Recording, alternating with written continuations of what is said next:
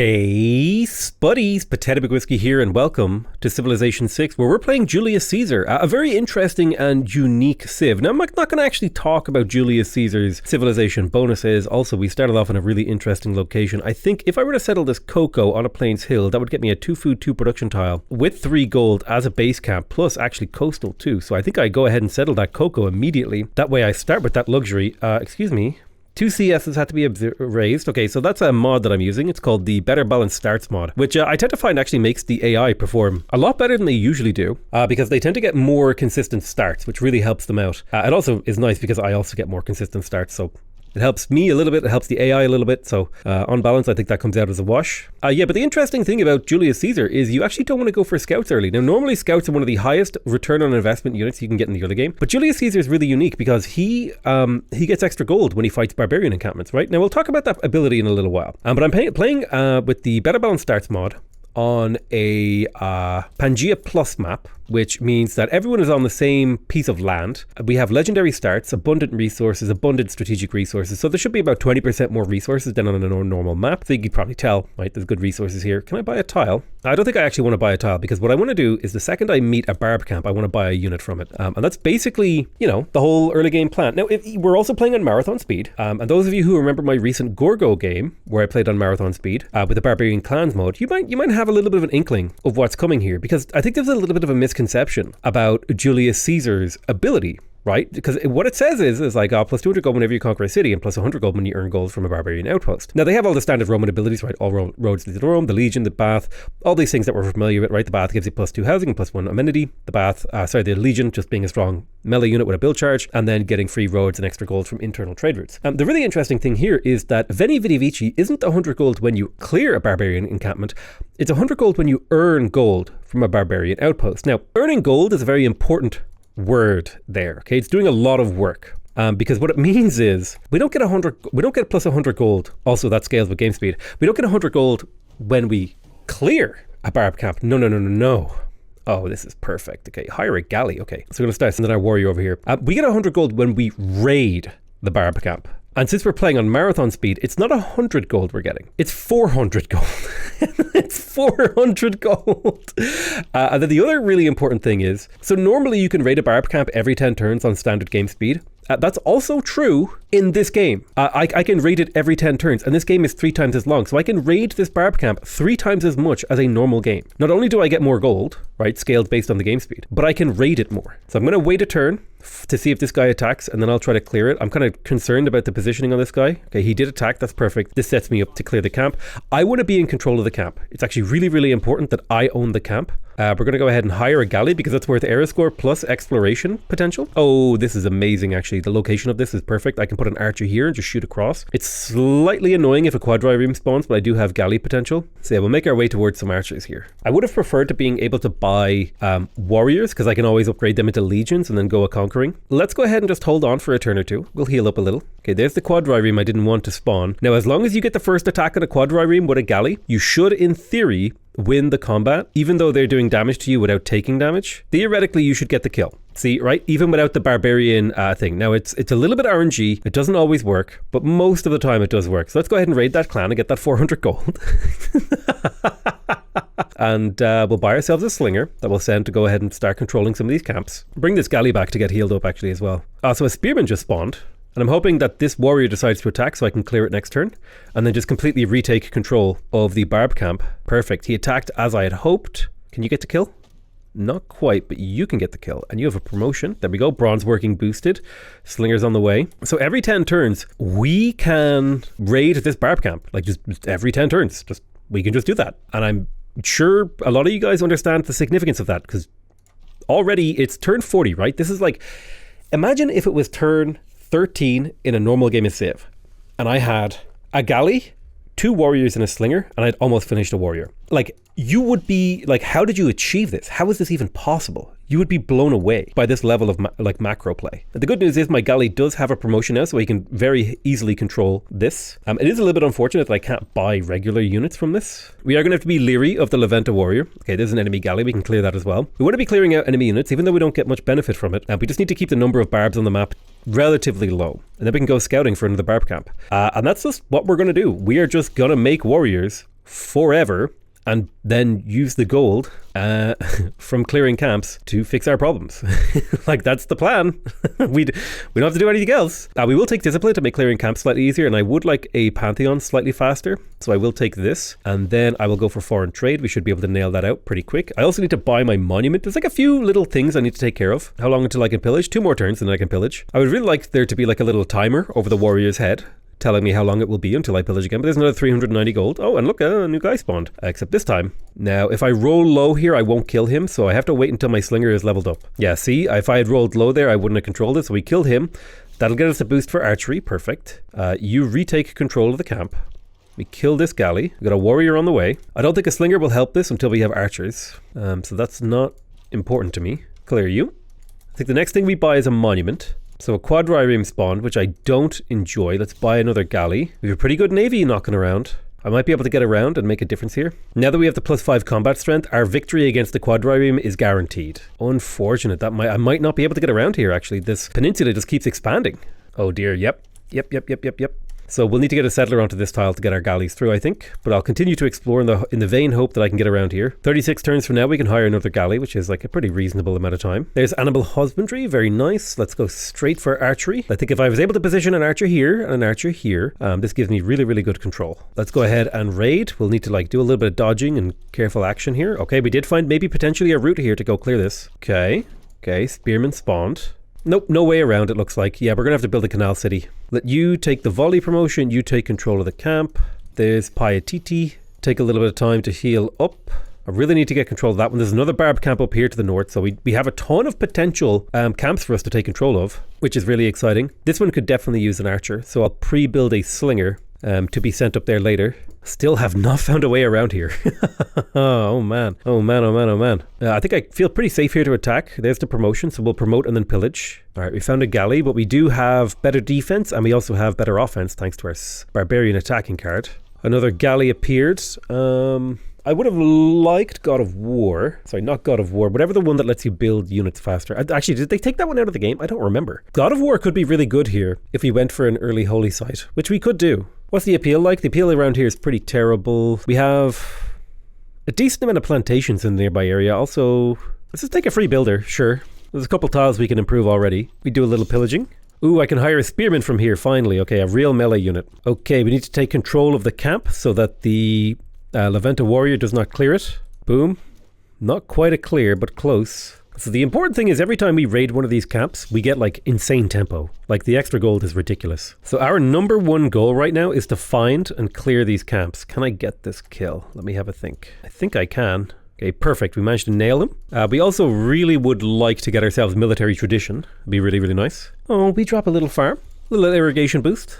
Never hurt nobody. So essentially, now that I control both of these barb camps, I am making 80 gold per turn. Now it cost me a bit of tempo to get to that point, right? It's now currently turned 20 in a game and I haven't made a settler, but that doesn't matter because now my tempo is insane. I really need to I might need to prioritize getting a canal city here so that I can get through. I think that does make sense to me. I need the city-state to go away. Like, just leave me alone, dude. I've got it. It's under control. The situation is under control. We've got the barb camp. We're doing exactly what we need to be doing. The problem is dealt with, dude.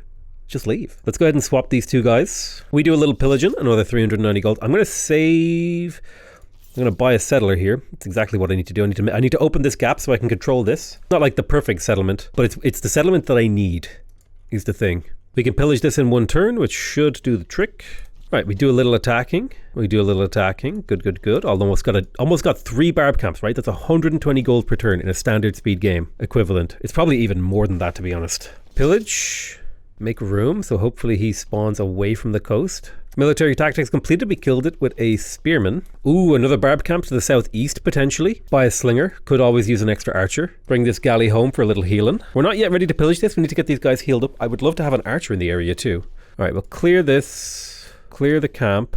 It's a bit of a problem actually, this galley, but we are starting to get galleys through now that we have this canal city doing what we needed to do. Now, I was the first to meet Venta, but I think I don't particularly care about Venta, nor do they fit into my game plan, so I'm going to go ahead and declare war on them, just so I can have control of this barb camp without having to like panic and do micro around them, like potentially clearing it. Okay, another day, another pillage. Yoink, 390 gold in the bank. Let's start clearing this bad boy again to get control of it. We're almost ready for another pillage over here, and we're about to get archers next turn. I'll grab this, +1 envoy.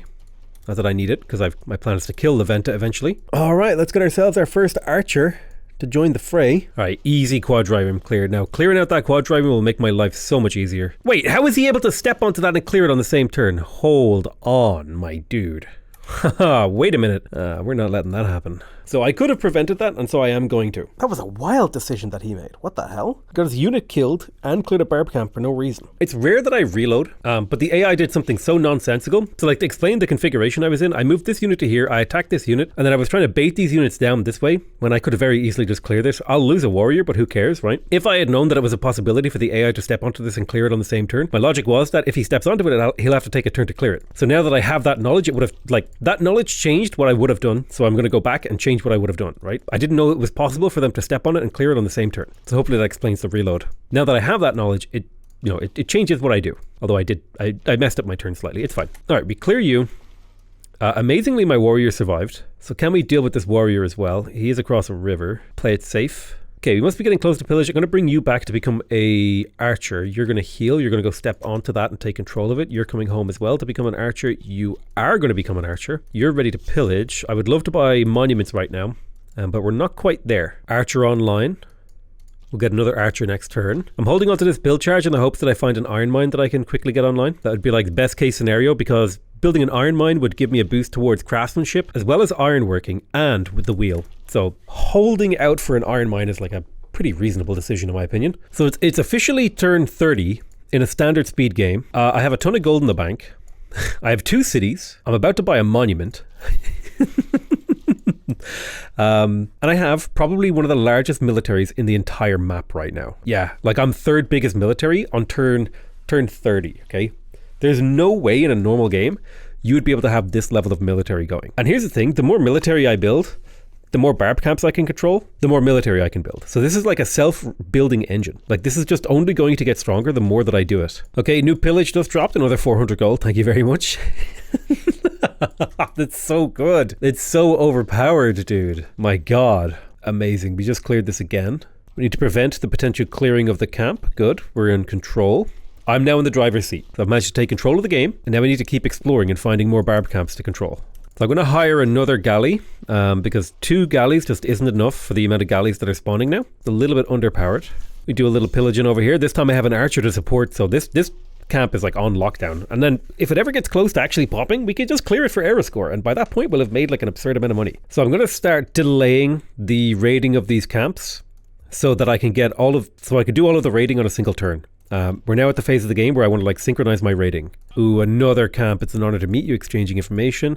This one will let me get an eagle warrior. Oh shit, that would be really useful when I go to war with Venta. I can print builders from that. That's kind of OP actually. A little bit overpowered to get that. So there's Norway. Norway's a little bit of a scary opponent because all of my galleys are purchased, which means they don't provide combat strength. Let's go ahead and raid this clan this turn. Then we raid this clan this turn. So big money. We could buy a settler, but I'm going to go buy monuments because I'd rather get my stats up. I need to start catching up with the AI with this tempo. And then we'll hold off on pillaging this for like 6 extra turns or something to get them all synced up. Can we get this kill? Oh, not quite, but we will be able to get it next turn. Okay, let's hire an eagle warrior. Quite a useful unit. The Viking longships are heading this way. I should be able to defend with my galleys. I should be okay. I have a massive military, but I don't have a whole lot of exploration. That's one thing I'm missing. Promotion available on this guy. We'll take battle cry, and then next turn we should be able to sandwich this slinger. I think I'm going to stop building warriors now and start producing infrastructure like settlers and traders and stuff. I will finish this archer, but I think now the time of producing military is gone. Now we're making like ridiculous amounts of gold. It's time to convert that into like tempo. Kill and kill. Perfect. So I need to clear out this scout so I can have control of this tile. We're on 92 gold, and here comes the triple pillage. 1, 2, and 3. Next cycle it'll be a quad pillage because we just took control of this barb camp. And now we got 1200 gold in the bank, which is not too far from buying a settler. Now we are heading into a golden age because we're sacrificing the era score we normally get from killing barb camps for gold. That is fundamentally the trade-off that we're making here. Now I think it's a pretty fair trade-off to make, but that is something we do have to keep in mind. All right, let's go ahead and raid over here too. You'll take a moment to heal. Now we can start re-clearing once again all of these old camps. Like, if you want more proof that this build is insane, like, just look. I have more military power than Norway, dude. Oh, man. We did just get bronze working. Did we find a source of iron? It's all the way out here. I'd have to buy 2 tiles. So I could buy 2 tiles, or I could get a settler. I think I'm going to get the settler first. As a settler, I could just move the settler, settle on this sugar, and then I have the iron tile. So that's exactly what we're going to do. Ooh, baby, I'm making money. Now, it is a pretty micro-intense build. Like, I'll totally, happily and readily admit that. Okay, 3 turns. We will settle. Do we settle to the north, or do we settle? I think we settle to the north slightly. I think we're settling. We want to settle on the sugar to get the extra luxury. That would bring us up to 2 luxuries. We're pretty low on happiness, but we will be able to sort that out very, very soon. Now, consider again, right? That turn timer says 118 turns, but remember, that's more like you divide that by 3. So this is like more like turn 40. We're turn 40 of a game. Every 30 turns is 10 turns in a standard game. It's like, again, perspective. Let's go ahead and found a city. Perfect. And then we get iron working. Boom. Wheel, iron working. Boosted. Very nice. Very nice. We will be saving up to buy a monument in here as well. We want to think about what our early districts is going to look like. Haven't fully decided upon that yet. We can kind of figure that out when we get to legions. Right, we are in a dark age, so we do get to make a dedication. And I reckon our dedication should be something like free inquiry. I think that seems like appropriate. Now, we do have a raid on the Barb clan, but I think we're going to wait until next turn before we do a wave of raiding, just because I want that quad raid, because it's so much fun to see your coffers fill up with gold in a single turn that, like, I'm absolutely more on board with waiting. Rightio, here it comes. Raid clan, raid clan, raid clan, and raid clan. Up almost 2,000 gold. Don't you love to see it? So if I were to think about like Rome's strategy, Rome is very much a civ that thrives on a few things. First of all, building lots of cities, conquering lots of cities, and just generally being at war. So that means we definitely want some kind of early culture tempo in order to get to things like nationalism, ideology, fascism, all those things pretty quickly. But we also need like a bit of science. We need science, we need culture, we need commercial hubs in basically every city, commercial hubs or harbors in basically every city for trade routes. So that's like an important part of it.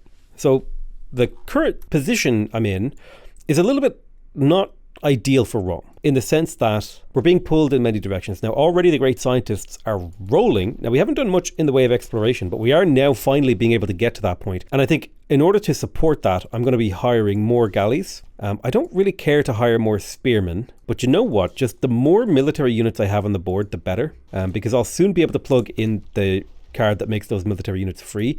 And really what I need right now is scouting information, not map control. So like I need to meet people like Simon Bolivar, right? And then these are people that I can purchase luxuries off of. These are people I can sell iron to. Now I won't be selling my iron because I'm going to be using them for legions. All right, we got a massive wave of spawned units that we can now deal with fairly straightforwardly. So now that we have bronze working, I think it's time we head towards the legions. We'll get those relatively quickly. And we also need to be looking out for more sources of iron. I do actually have a map mode for resources. I can turn off everything except for strategics. We've got a ton of horses, so we got plenty of horses, not much iron. So we will be struggling to get legions a little bit. Ooh, another barb camp we can farm. Hire a galley. I could use more galleys, so I will hire. There is a chunk of iron over here. I don't love the positioning of it because I'll have to settle and kill this barb camp, which I don't like that much. Now, depending on how I decide to settle, I might be able to alleviate that issue. There is some quadriremes over here. I will need to send some galleys around there to deal with that. Right, we have taken control of early empire. We can take out God King at long last. I think we plug in urban planning. I don't think we plug in any of these. We got to keep discipline in. We are very, very close to getting state workforce and political philosophy. So I need to start thinking about when my government plaza is going down, where it's going, what it's going to be doing. And I think I see a potentially interesting place for my government plaza to go. We could do something like this. 1, 2, 3 commercial hubs, right? And then we can just pick and choose which one we want. Like if I were to settle a city here, it could very easily reach that. This city is of course building a harbour. Is my capital building a harbour? That's an open question. I think Mediolana makes sense to build a harbour. So yes, that's fine. I don't know if it makes sense for my capital to build a harbour when it has a +4 thingy right there. So we'll skip that. So we've got our trade routes figured out. There's actually potential here for a really, really good set of campuses. Yeah, I think this is going to be the setup that we go for. This is the plan. And then we'll maybe look into 1, 2, 3, a configuration like this. And then I would really like to do something like this, right? If I go, let me have a look at the city overlap. Yeah, so I want to put them here and here. So if I do like an entertainment complex plus a coliseum, then we can get a couple of really good theater squares in these secondary cities. So it's just a matter of figuring out how, when, and where we do this. But this is the basic play that I'm going to be going for here. We've designed our empire. We got great tempo. Let's keep going. So just the basic principles behind this design is the interesting thing about the government plaza is that no matter what, any district placed adjacent to it gets +1 adjacency. And so that means it's really good to surround it in districts. And when a sequence of districts are placed in this configuration, in fact, I'm going to use holy sites as an example. So if you place a bunch of districts in a triangle, you will get +1 adjacency. Then if you continue to add another district to it, you don't get more adjacency. However, as you continue to add districts to it, the center district is getting a lot of adjacency. Now, the important part of this configuration is if you put cities at the corners like this in a fidget spinner configuration, these edge districts get extra adjacency, okay? Which is really nice, really quite handy. And now these guys are primed because like if we look at this guy, he's got 3 adjacent districts. So if we just added something like aqueducts around the edge like this, right? We do a fidget spinner of aqueducts, the adjacency in here starts to climb. And then if we replace the center one with a government plaza, you can see like you just start to get, it's a really efficient way to generate adjacency, basically is what I'm trying to say here. Is that like you could just, if you have this really tight configuration of 3 cities, you could do really, really cool things. Now, there are other versions of it. Like there's a way to place this to where 6 different cities can place campuses around this, which is like super efficient. But I think we just got really lucky with the positioning here. And we're going to take full advantage of it if we can. This isn't what I would consider to be a typical Rome game, but it is a very, very fun Rome game. Let me tell you that. Okay, let's kill this guy. We'll pillage it next turn. Let's get the pillaging going. Nice big old chunks of gold. We've got 1,700 cash in the bank. What do we want to buy? I don't think I have a monument in this 3rd city, so I'll go ahead and buy that. I don't have anything of particular interest to buy, I think. I'm glad you enjoy my strong navy, Harold. In fact, Harold will take a friendship with me, so let's do it. So he can't declare war on me, because it would be kind of annoying if he declared war. Let's get the pillage. You take a turn to heal. We need to go for political philosophy, then military tradition. We need that flanking and adjacency combat bonus. Oops, I attacked in the wrong order here. It's important for the archer to attack first. Hopefully Harold doesn't clear this. If he does, I'll just re-reload. It's like a misclick rather than a decision-making mistake. Okay, he didn't clear it, so that's fine. The only thing I don't like about this kind of game is that it is very, very repetitive. You do the same thing a lot, over and over and over and over again, which is exactly what's happening right now. The best way I could describe it is it's a bit like that phase of the game in chess where it's like super late game, but you guys can't kill each other and you just keep like moving your king around. It's like that same level of kind of like drudgery and repetitiveness. Drudgery is such a great word, actually, like drudge. How would you describe your job? Drudgery. You know, man, is this like there's something kind of metal about the word drudge.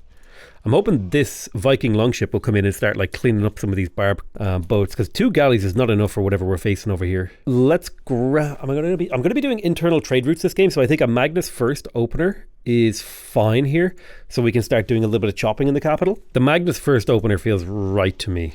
As Rome gets particularly good value from doing internal trade routes, and Magnus is particularly good at internal trade route stuff. Can I get this kill? Oh, not quite. Okay, that's a dead quad. Unfortunate. Rolled low on my damage. Yep, that's a kill. All right, we'll need to bring more galleys here. I'll need to buy more. How much for another settler? 1,600. So we can do it soon. We can start buying more settlers. I've almost played as many turns as I would normally be like super deep into the like mid-late game in a normal Civ game, but I'm still in like the ancient era. God, Marathon is just a different beast, dude. It just really is. All right, it's pillage time. Pillage. This one is slightly out of sync by 1 turn, but that's fine. It's not the end of the world. Do I want to go ahead and buy a settler? Is that what we're doing right now? Are we going for more settlers? Well, we need the capital to get to 7 pop. We need each of these cities to get to 4 pop. I think it's safer to buy a settler in Puteoli. And the respawns are eternal. Another pillage, looking great. Good job, we pillaged there. Clear this bad boy. Now belongs to me. We go settle those horses. Horses of courses. When can I buy my next galley? 12 turns. Ooh, a hoplite. Hello. I think I'll need some quadriremes to be brought out to defeat some of these guys. Yeah, but I hope you guys are enjoying a very rare marathon game from me, where we're going absolutely hog wild with gold to the point where it's the equivalent of like turn 50 and we've got like 2,000 gold in the bank. Yeah, it's not too bad. And we've also got one of the biggest militaries in the entire game. Oh man. Yeah, I'm going to call that the end of the episode. I love you all very much, and I'll see you guys next time. Bye bye.